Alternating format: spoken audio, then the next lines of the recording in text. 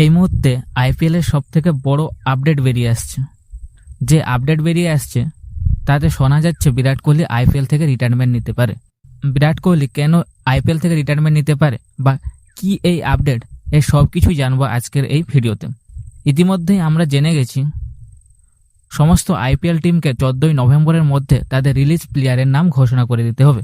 গত বছরই RCB IPL trophy জিতেছে, আর আইপিএল মিনি অকশনের আগে সমস্ত প্লেয়ারদের ব্র্যান্ড সাইনিং করিয়ে নিতে হয়।